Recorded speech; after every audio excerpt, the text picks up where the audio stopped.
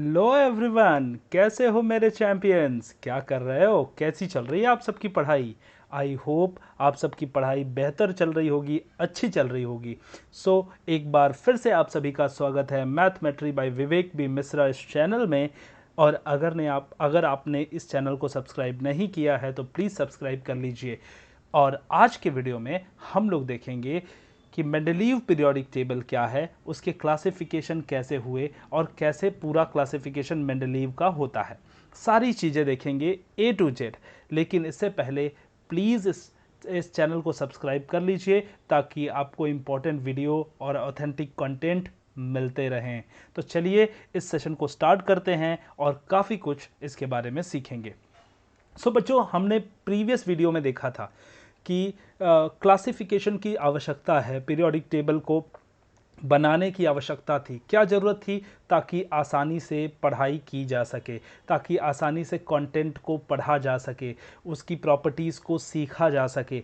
बहुत सारे चीज़ें मीन्स स्टडीज़ को कन्वीनियंट करने के लिए क्लासिफिकेशन करना बहुत ज़रूरी था।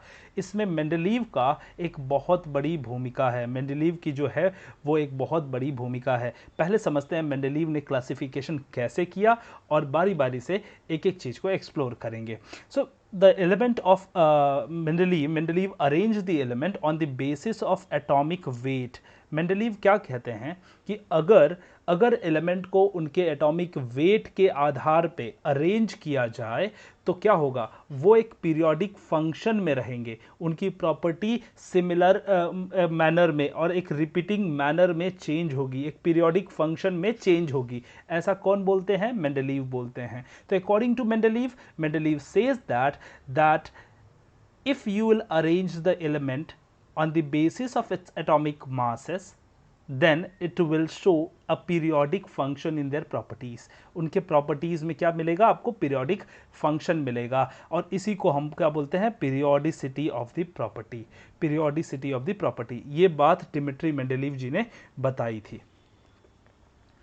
मेंडलीव एक और बात बताते हैं। Mendeleev he arrange the element on the basis of atomic masses and the chemical property. Chemical properties और एटॉमिक मासेस के बेसिस पे वो अरेंज करते हैं। चलिए, एटॉमिक मासेस तो आप सबको पता है कि हाँ, उनके मासेस की बात कर रहे हैं हम लोग, मास की बात कर रहे हैं। लेकिन केमिकल प्रॉपर्टी की अगर हम बात करें कि केमिकल प्रॉपर्टी क्या है और केमिकल प्रॉपर्टी किस बेसिस पे उन्होंने क्लासीफाई किया, तो उन्होंने क्लासीफाई किया फिजिकल प्रॉपर्टीज़। जैसे उनके कुछ फिजिकल कॉन्सेप्ट हैं, फिजिकल कॉन्सेप्ट जैसे सॉलिड, लिक्विड, गैस, ये बेसिस थोड़ा रखा था उन्होंने। और साथ ही उन्होंने क्या देखा? उन्होंने ऑक्साइड और हाइड्राइड के बारे में सोचा। Oxide and hydride, oxide forming and hydride forming, उसके बेसिस पे उन्होंने देखा। He selected the hydrogen and oxygen and reacted every element which it forms the compound. तो उन्होंने क्या किया? उन्होंने बोला कि हाइड्रोजन और ऑक्सीजन के साथ लगभग सारे एलिमेंट रिएक्शन करते हैं और इसीलिए उन्होंने हाइड्रोजन और ऑक्सीजन के साथ रिएक्ट होने वाले सारे एलिमेंट्स के से फॉर्म होने वाले कंपाउंड्स को रखा। Compounds of hydride and oxides were treated as one of the basic property. उन्होंने बोला कि हाइड्राइड और ऑक्साइड ये तो बहुत बेसिक प्रॉपर्टी है, ये तो बहुत बेसिक प्रॉपर्टी है और ये प्रॉपर्टी ही सारे एलिमेंट्स को क्लासीफाई करेगी, ऐसा उन्होंने सोचा और मेंडलीव ने इस चीज़ को क्लासीफाई किया। ही फॉर्मुलेटेड अ पीरियोडिक लॉ। उन्होंने एक पीरियोडिक लॉ बताया। इस लॉ का जिक्र मैंने थोड़ी देर पहले ही किया कि पीरियोडिक लॉ उन्होंने क्या बताया? Properties of elements are in periodic function of their atomic masses. इसका मतलब क्या है? अगर आप एलिमेंट्स को उनके increasing order of atomic masses में अरेंज करेंगे तो आपको ये देखने को मिलेगा कि उनके अंदर की जो प्रॉपर्टी है वो प्रॉपर्टी क्या होगी? एक पीरियोडिक फंक्शन में, एक रेगुलर फैशन में चेंज होगी। ये बात मेंडलीव ने बताई थी और इस लॉ को हम कहते हैं Mendeleev periodic law. Mendeleev periodic table आपके सामने है और आप देखिए इस मेंडलीव पीरियोडिक टेबल में उन्होंने एक खास बात बताई। पहली बार जो इंट्रोड्यूस किया उन्होंने, वो ग्रुप और पीरियड इंट्रोड्यूस किया। उन्होंने इंट्रोड्यूस किया ग्रुप और पीरियड। ग्रुप क्या होते हैं? ये जो वर्टिकल कॉलम्स होते हैं उन्हें कहते हैं हम लोग ग्रुप। ये जो वर्टिकल कॉलम्स होते हैं उन्हें हम क्या कहते हैं? ग्रुप। और जो हॉरिजॉन्टल रोज होते हैं, horizontal rows I mean like, देखो ये देखिए वर्टिकल कॉलम्स हैं, ये वर्टिकल कॉलम्स हैं, ठीक है। 5 6 7 8 8 वर्टिकल कॉलम थे और 7 horizontal rows, 1 2 3, you can see this numbers, 7 horizontal rows and 8 vertical columns. Horizontal rows को क्या कहेंगे हम लोग? Period.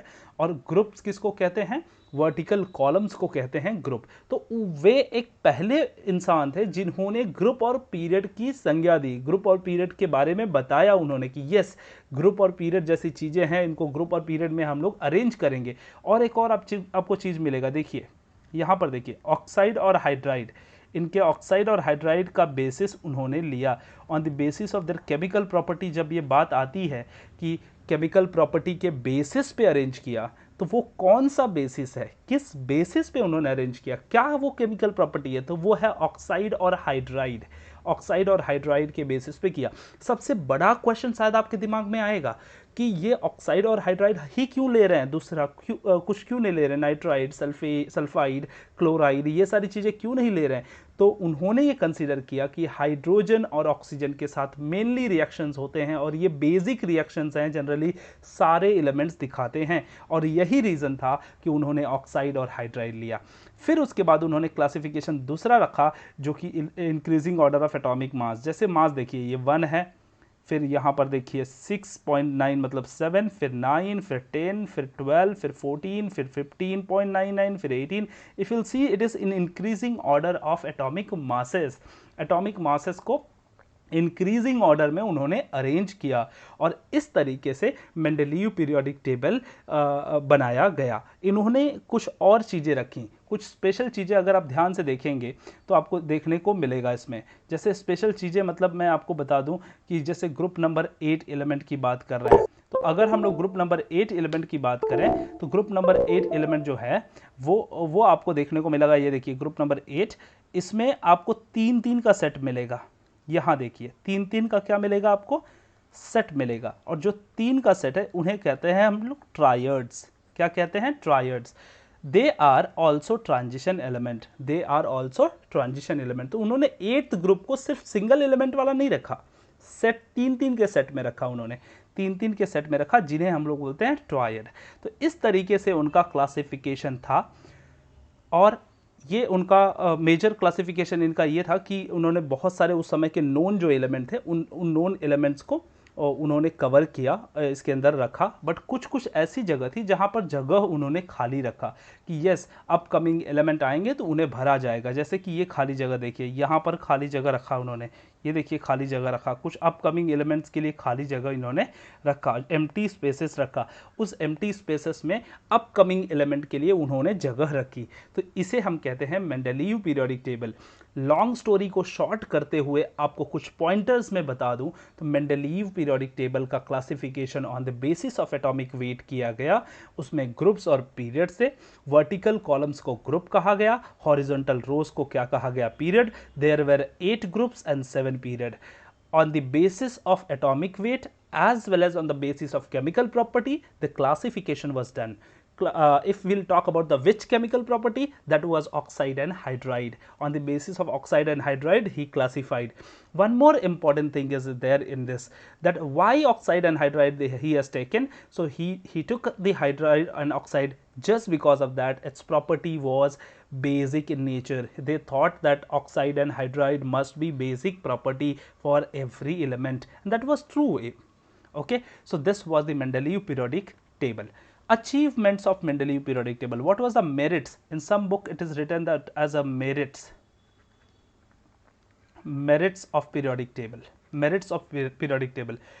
So he predicted the existence of some element that were not discovered at that time. That time he predicted that some element were not discovered that time. Like for example, gallium, scandium, germanium was not discovered at that time. So what he did, he kept the empty spaces for upcoming element. If in the future, if we are getting those element, उन elements को future में रखे जाएंगे, इसीलिए उन्होंने empty gap रखा, खाली जगह रखा। ठीक है, तो खाली जगह उन्होंने रखा। Predict the properties of element on the basis of its position. सबसे एक और अच्छी बात थी कि मेंडलीव के केस में मेंडेलीव के केस में जो एलिमेंट जहाँ पर अस्थायी रूप से रखे गए थे, जहाँ पर रखे गए थे, उसके बेसिस पे प्रॉपर्टीज़ को प्रेडिक्ट करना आसान था।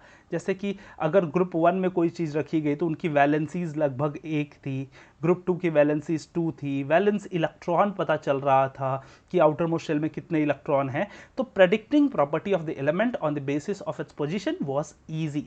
That's why it comes into the achievement of Mendeleev periodic table. उसके बाद आता है noble gases which were discovered later could fit in this table. Noble gases जो बाद में डिस्कवर किए गए उनके लिए भी क्या किया गया कि इसमें क्या किया गया, फिट करने के लिए जगह रखी गई थी। तो इस ये जो मेजर चीज था वो क्या था, achievement of Mendeleev periodic table था। लेकिन जैसे कि कुछ अचीवमेंट होता है वैसे ही कुछ लिमिटेशंस होती हैं जिसको हम डीमेरिट्स कहते हैं, डीमेरिट्स। सो इसकी कुछ डीमेरिट्स भी थी, कुछ खामियां भी थी ऑफ मेंडेलीव पीरियोडिक टेबल। क्या डीमेरिट्स थी? जैसे position of isotopes could not B explain.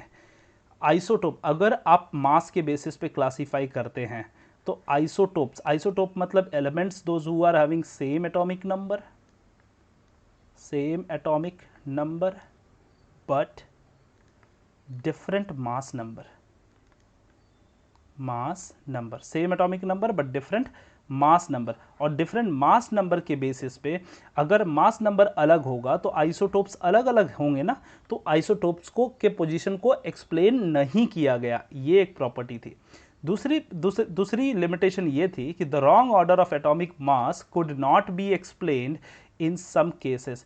There was some wrong order, जैसे कि 1 2 3 4 6 5। अगर आप ध्यान से देखेंगे तो इंक्रीजिंग ऑर्डर का मतलब यहाँ 5 आना चाहिए, फिर 6 आना चाहिए, लेकिन कहीं कहीं आपको देखने को मिलेगा कि उनके मास में क्या हो गया, आगे पीछे हो गया, जस्ट ड्यू टू कि प्रॉपर्टी को मेंटेन रखने की कोशिश की थी उन्होंने क्या किया था कि उनकी प्रॉपर्टी मैच हो जाए उनके ग्रुप से, ऐसे बचाने के चक्कर में उन्होंने क्या किया कि 58.5 वाले मास को और 58.7 मतलब इसको पहले रख दिया और इसको बाद में, मतलब कोबाल्ट को पहले रख दिया और निकेल को बाद में रखा। ये एक उनकी लिमिटेशन थी। एक और लास्ट लिमिटेशन है कि hydrogen gas was not assigned correct position. Hydrogen was not assigned as a correct position. Hydrogen का जो पोजीशन था वो करेक्टली असाइंड नहीं किया गया था कि हाइड्रोजन कहाँ रहेगा। It had the property of both alkali and halogens. ये हैलोजन की भी प्रॉपर्टी रखता है और अल्कली की भी प्रॉपर्टी रखता है, तो दोनों की प्रॉपर्टी रखता है, इसीलिए उसकी पोजीशन को डिफाइंड नहीं किया गया था। तो ये थे कुछ डीमेरिट्स। तो आज के इस वीडियो में हम लोगों ने क्या देखा, हमने देखा मेंडेलीव पीरियोडिक टेबल के क्लासिफिकेशन किसके किसके बेसिस पे होते हैं, मेंडेलीव पीरियोडिक टेबल के अचीवमेंट्स क्या हैं एंड डीमेरिट्स क्या हैं, मतलब मेरिट्स क्या हैं और डीमेरिट्स क्या हैं। ये काफ़ी इंपॉर्टेंट क्वेश्चन बनता है क्लास 10 के एग्जाम पॉइंट ऑफ व्यू, जहाँ पर लिमिटेशन और मेरिट्स एंड डीमेरिट्स वो क्वेश्चन पूछा जाता है। जनरली 2 से 3 मार्क्स का क्वेश्चन सिर्फ इसी टॉपिक पे बनता है। सो गाइज इसे अच्छे से रिवाइज कर लीजिए और अगले वीडियो नोट में मैं आप सबके लिए लेकर आऊँगा कि मॉडर्न पीरियोडिक टेबल के क्लासिफिकेशन क्या थे, ट्रेंड्स क्या थे, क्लासिफिकेशन के और तरीके क्या क्या किया था हेनरी मोसले जी ने, वो सारी चीज़ें हम लोग बात करेंगे। तो प्लीज़ इस वीडियो को लाइक कर दीजिए और इस चैनल को सब्सक्राइब कर लीजिए। कमेंट कीजिएगा अगर आपको कुछ डाउट है। We will definitely come to you and reach to you. Okay, thank you so much.